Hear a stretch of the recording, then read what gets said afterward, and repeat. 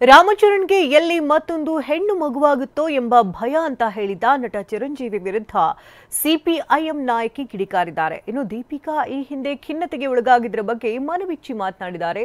ಈ ಸುದ್ದಿಗಳನ್ನು ನೋಡೋಣ ದೇಶ ವಿದೇಶ ನ್ಯೂಸ್ ಟಾಪ್ 9 ನಲ್ಲಿ.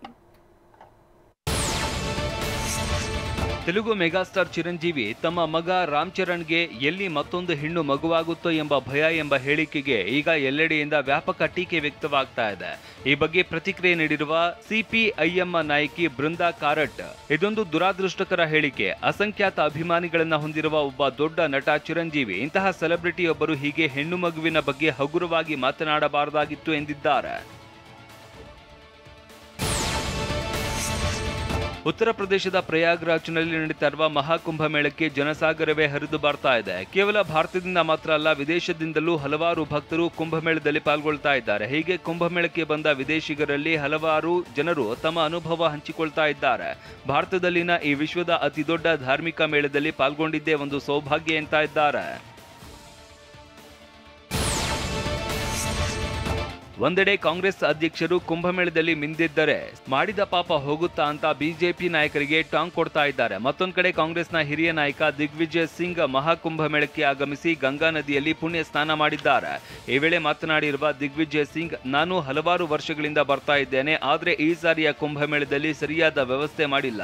ಇದರ ಪರಿಣಾಮ ಎಲ್ಲಂದರಲ್ಲಿ ಟ್ರಾಫಿಕ್ ಕಿರಿಕಿರಿ ಆಗ್ತಾ ಇದೆ ಅಂತ ಉತ್ತರ ಪ್ರದೇಶದ ಸರ್ಕಾರಕ್ಕೆ ತಿವಿದಿದ್ದಾರೆ. ಇಂಗ್ಲೆಂಡ್ ವಿರುದ್ಧದ ಏಕದಿನ ಸರಣಿಯನ್ನ ಭಾರತ ಕ್ಲೀನ್ ಸ್ವೀಪ್ ಮಾಡಿದೆ. ನಿರಂತರ ಕಳಪೆ ಫಾರ್ಮ್ನಿಂದ ಬಳಲ್ತಾ ಇದ್ದ ಕೊಹ್ಲಿ ಮತ್ತೆ ಲಯ ಕಳೆದುಕೊಂಡಿದ್ದಾರೆ. ಈ ಸುದ್ದಿಯನ್ನು ನೋಡೋಣ ಕ್ರೀಡೆ ನ್ಯೂಸ್ ಟಾಪ್ 9 ನಲ್ಲಿ. ಇಂಗ್ಲೆಂಡ್ ವಿರುದ್ಧದ ಸರಣಿಯ ಕೊನೆಯ ಪಂದ್ಯದಲ್ಲಿ ಭಾರತ 142 ರನ್ಗಳ ಭರ್ಜರಿ ಗೆಲುವು ಸಾಧಿಸಿದೆ. ಈ ಮೂಲಕ ತವರಿನಲ್ಲೇ 3-0 ಅಂತರದಲ್ಲಿ ಸರಣಿ ಕ್ಲೀನ್ ಸ್ವೀಪ್ ಮಾಡಿದೆ. ಅಹಮದಾಬಾದ್ನ ನರೇಂದ್ರ ಮೋದಿ ಕ್ರೀಡಾಂಗಣದಲ್ಲಿ ಏಕದಿನ ಸರಣಿಯ 3ನೇ ಹಾಗೂ ಕೊನೆಯ ಪಂದ್ಯದಲ್ಲಿ ಮೊದಲು ಬ್ಯಾಟಿಂಗ್ ಮಾಡಿದ ಟೀಂ ಇಂಡಿಯಾ ಬರೋಬ್ಬರಿ 356 ರನ್ಗಳನ್ನ ಪೇರಿಸಿತು. ಆದರೆ 34.2 ಓವರ್ಗಳಲ್ಲಿ ಆಲ್ಔಟ್ ಆಗಿ ಕೇವಲ 214 ರನ್ ಗಳಿಸಿ ಸೋಲೊಪ್ಪಿಕೊಳ್ತು. ಇಂಗ್ಲೆಂಡ್ ವಿರುದ್ಧ ಬ್ಯಾಟಿಂಗ್ನಲ್ಲಿ ಅಬ್ಬರಿಸಿದ ಶುಭ್ಮನ್ ಗಿಲ್ ಜವಾಬ್ದಾರಿಯುತ ಆಟವಾಡಿ ಭರ್ಜರಿ ಶತಕ ಸಿಡಿಸಿ ಮಿಂಚಿದ್ದಾರೆ. ಈ ಮೂಲಕ ಪಂದ್ಯ ಶ್ರೇಷ್ಠ ಪ್ರಶಸ್ತಿ ಮುಡಿಗೇರಿಸಿಕೊಂಡಿದ್ದಾರೆ. ಇನ್ನು ಹಲವು ಪಂದ್ಯಗಳ ಬಳಿಕ ಅಂದ್ರೆ ಫಾರ್ಮ್ಗೆ ಮರಳಿದ ವಿರಾಟ್ ಕೊಹ್ಲಿ ಭರ್ಜರಿ ಅರ್ಧಶತಕ ಸಿಡಿಸಿ ಮಿಂಚಿದ್ದಾರೆ.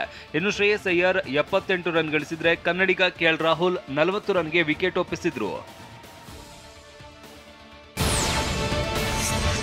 ಉತ್ತರ ಪ್ರದೇಶದ ಪ್ರಯಾಗ್ರಾಜ್ನಲ್ಲಿ ನಡೀತಾ ಇರುವ ಮಹಾಕುಂಭಮೇಳದಲ್ಲಿ ಟೀಂ ಇಂಡಿಯಾದ ಮಾಜಿ ಕ್ರಿಕೆಟಿಗ ಕನ್ನಡಿಗ ಅನಿಲ್ ಕುಂಬ್ಳೆ ಮತ್ತು ಪತ್ನಿ ಪವಿತ್ರ ಸ್ನಾನ ಮಾಡಿದ್ದಾರೆ.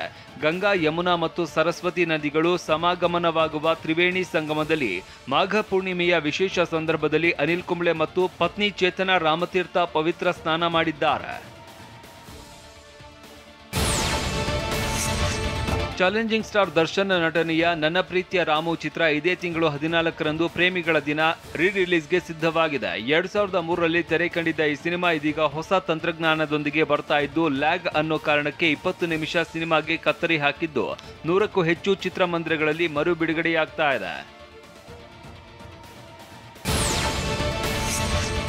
ಸ್ಯಾಂಡಲ್ವುಡ್ ನಿರ್ದೇಶಕ ವಿಜಯ್ ಪ್ರಸಾದ್ ಹಾಗೂ ಲೂಸ್ ಮಾದ ಯೋಗಿ ಕಾಂಬಿನೇಷನ್ ಮತ್ತೆ ತೆರೆ ಮೇಲೆ ಮ್ಯಾಜಿಕ್ ಕ್ರಿಯೇಟ್ ಮಾಡೋದಕ್ಕೆ ಕೌಂಟ್ಡೌನ್ ಸ್ಟಾರ್ಟ್ ಆಗಿದೆ. ಸಿದ್ಲಿಂಗು ಪಾರ್ಟ್ 2 ಮೂಲಕ ಪ್ರೇಕ್ಷಕರನ್ನ ರಂಜಿಸೋದಕ್ಕೆ ಬರ್ತಾ ಇದ್ದು, ಈ ಶುಕ್ರವಾರ ಸಿನಿಮಾ ತೆರೆ ಮೇಲೆ ಬರ್ತಾ ಇದೆ. ಯೋಗಿಗೆ ಸೋನು ಗೌಡ ಜೊತೆಯಾಗಿದ್ದು ಈಗಾಗಲೇ ಹಾಡುಗಳು ಸದ್ದು ಮಾಡ್ತಾ ಇವೆ.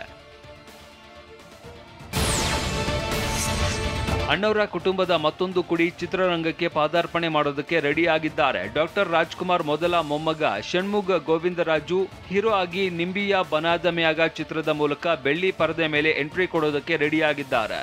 ಇದೇ ತಿಂಗಳ 28ಕ್ಕೆ ಸಿನಿಮಾ ರಿಲೀಸ್ ಆಗ್ತಾ ಇದ್ದು, ಇದೊಂದು ಫ್ಯಾಮಿಲಿ ಡ್ರಾಮಾ ಸಿನಿಮಾ ಆಗಿದೆ. ಅಶೋಕ್ ಕಡಬ ಈ ಚಿತ್ರಕ್ಕೆ ಆಕ್ಷನ್ ಕಟ್ ಹೇಳಿದ್ದಾರೆ.